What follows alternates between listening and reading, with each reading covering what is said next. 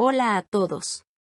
Soy el asistente virtual del maestro Paco de la Unidad de Aprendizaje de Historia de México 1. El día de hoy analizaremos el tema de la conquista de México Tenochtitlán de 1517 a 1519. Esto comprende desde la llegada de Cortés a Yucatán hasta Veracruz en esta primer parte. Esperemos te guste. Recuerda la siguiente frase: el pasado está escrito en la memoria y el futuro presente en el deseo. Carlos Fuentes. Escritor.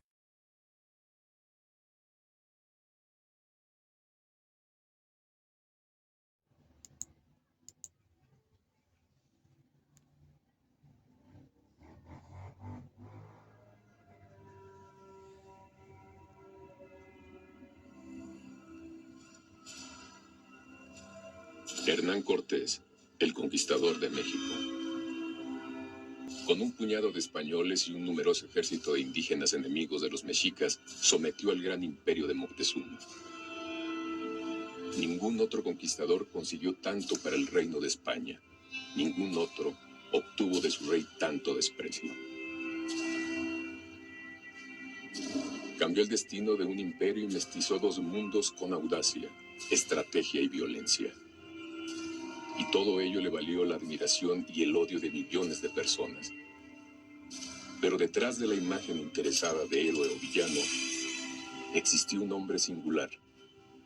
Un hombre con una vida llena de luces y sombras.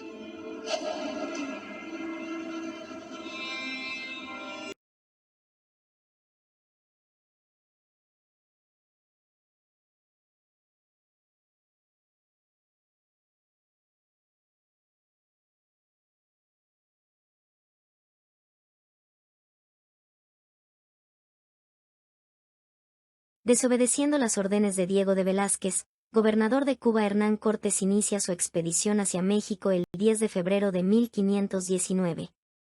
Sus órdenes son descubrir nuevos territorios y rescatar oro para abrir expediciones posteriores destruyendo todo a su paso.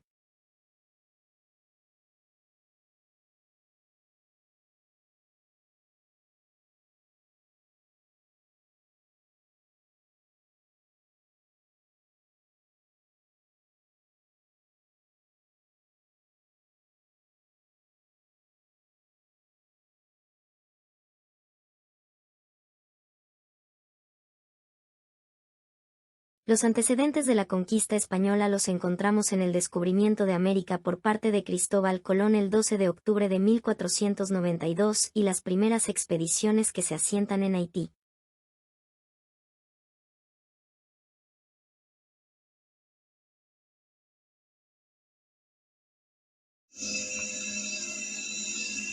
La aventura mexicana de Hernán Cortés comenzó en la isla de Cozumel, frente a la península de Yucatán. Fue la primera escala en su viaje que culminaría en la Ciudad de México, de la que habían hablado las expediciones de Hernández de Córdoba y la de Grijalva, expediciones mandadas por el gobernador de Cuba, Diego Velázquez, tiempo atrás.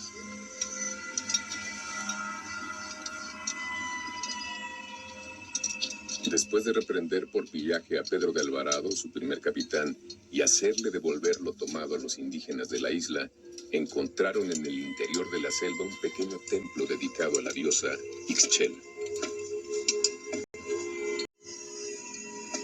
La fe cristiana fue uno de los argumentos que sirvieron para la conquista de Cortés. En aquella época Dios marcaba la vida de todos los europeos de forma indiscutible. Los dioses indígenas y los sacrificios de sangre que les ofrecían horrorizaron a los españoles, a pesar de que en Europa, por una simple sospecha, podían torturarte durante días y quemarte en la hoguera en nombre de Dios. Pedro, limpia de este lugar. Los ídolos paganos debían suplantarse por la cruz de Cristo.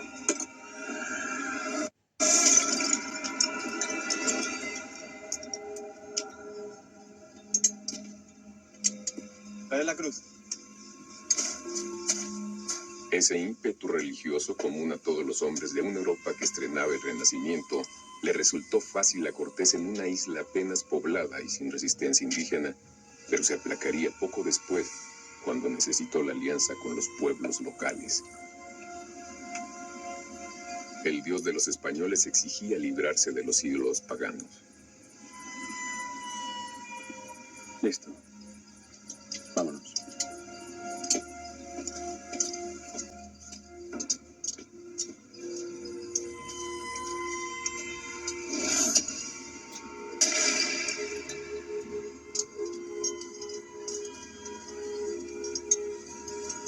Pero también de este lado del océano, otros dioses, igualmente imperativos, marcaban el destino de los hombres y pedían venganza por los ultrajes.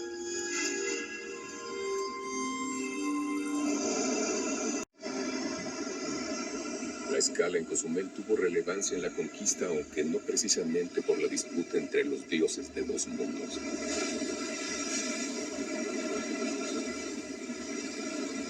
Cortés se enteró de que en las selvas de Yucatán, frente a Cozumel, había dos náufragos españoles prisioneros de los mayas. Además de rescatarlos, celebraba encontrar españoles que supieran la lengua indígena, por lo que mandó a buscarlos. El primero, Gonzalo Guerrero, ya había asimilado la cultura maya y no quiso regresar. Capitán, ¿Qué pasa, Núñez? han traído a uno de los españoles que andaba preso de los mayas. ¿Qué ha sido del otro? El tal Guerrero no ha querido venir. Dicen que ya es maya. Otro traidor. El segundo, Jerónimo de Aguilar, después de 8 años con los mayas, volvió agradecido con sus compatriotas. Jerónimo de Aguilar. Ver a Dios y a España. Puede descansar tranquilo. Y su experiencia con los indios nos va a ofrecer una inestimable ayuda. Sentiré muy honrado. Jerónimo de Aguilar le permitía a Cortés entenderse con los mayas. Prieto. El origen de su nombre no es claro. Malinali en náhuatl es una hierba y se pensaba que ese fue el nombre indígena bajo el que la conocieron los conquistadores. La otra versión viene del nombre que recibió al ser bautizada, Marina. Como en náhuatl no existe la R, Marina se habría convertido en Malina, Malintzin en diminutivo. Malintzin nació al inicio del siglo XVI en la región de Coatzacoalcos, actual estado de Veracruz, zona que estaba en el límite del Imperio Mexica y vivía bajo la amenaza de ser subyugada por el imperio. Por ello, Malintzin, como muchos en el México prehispánico, creció con una visión negativa de los mexicas. Ahí, la élite hablaba náhuatl, pero la lengua común era el popoluca, que provenía de los antiguos olmecas. Esto le permitió ser bilingüe desde su infancia. Malintzin vivió pacíficamente en Coatzacoalcos durante sus primeros 10 años de vida. Al morir su padre, su madre quiso deshacerse de ella, para poder dar el señorío a los hijos de su nuevo marido. Fue entregada entonces a un traficante de esclavos y llevada a Xicalanco, uno de los centros de comercio más importantes de Mesoamérica, donde sería comprada por comerciantes mayas chontales, que vivían en la ciudad de Putunchán y requerían de una persona que hablara náhuatl. Una vez más, Malintzin se vio envuelta en un mundo bilingüe y aprendió a hablar el maya. En 1519, la expedición española comandada por Hernán Cortés llegó a la península de Yucatán y poco después a la desembocadura del río Tabasco, donde Malintzin y sus amos chontales vivían. Con el auxilio de Jerónimo de Aguilar, un español que naufragó años antes en las costas de Yucatán y que al ser tomado como esclavo por los mayas había aprendido su lenguaje, ofrecieron a los nativos un mensaje de paz. Los jefes chontales ofrecieron comida a los españoles y les pidieron que se retiraran. Cortés rechazó la oferta y ordenó que se iniciara un ataque contra el poblado. Tras un breve enfrentamiento en el que los chontales perdieron en cerca de 2 horas a 200 de sus hombres, ante la superioridad militar y tecnológica de los españoles, se rindieron. En las negociaciones de paz, ofrecieron a los conquistadores joyas, alimentos y 20 mujeres esclavas, entre ellas Malintzin, de cuya belleza se habló mucho en su tiempo. Tras ser aceptadas, las esclavas fueron bautizadas y Malintzin, ya llamada desde entonces Marina, fue dada a Alonso Hernández Potocarrero, el hombre de más alto rango entre los españoles por ser de origen noble. Algunos días después, la expedición llegó a la zona donde hoy se encuentra el puerto de Veracruz. Ahí recibieron a los mensajeros del Tlatoani Moctezuma, que solicitaban hablar con Cortés. Este le pidió a Jerónimo de Aguilar que tradujera el mensaje expresado en náhuatl, pero le fue imposible ya que solamente hablaba maya. En ese momento, Malintzin alzó la voz y tradujo sus palabras al maya y Aguilar a su vez al español.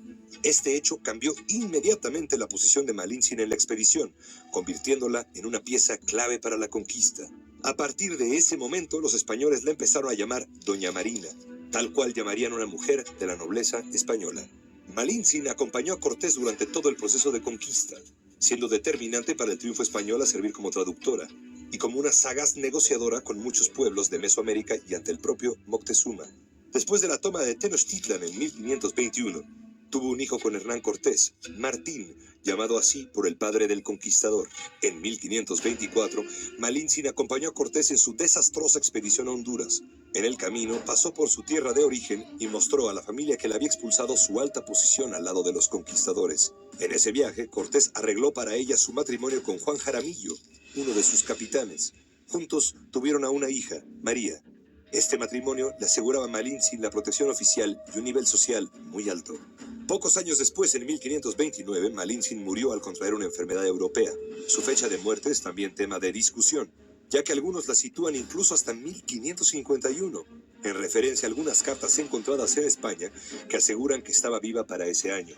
A partir de su muerte tomó cuerpo la compleja figura histórica y legendaria de la Malinche, pero no adquirió su matiz como traidora hasta después de la independencia. En 1826, la novela anónima Xicoténcatl la retrató como una renegada seducida por los españoles. Más de un siglo después, Octavio Paz, en El laberinto de la soledad, la describió como la madre del mestizaje y de la cultura mexicana.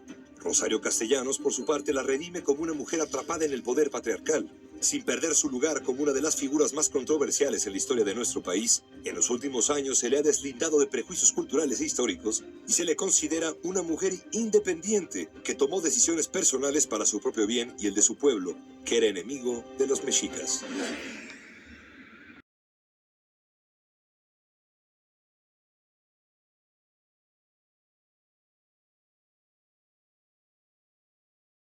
Gracias por tu atención.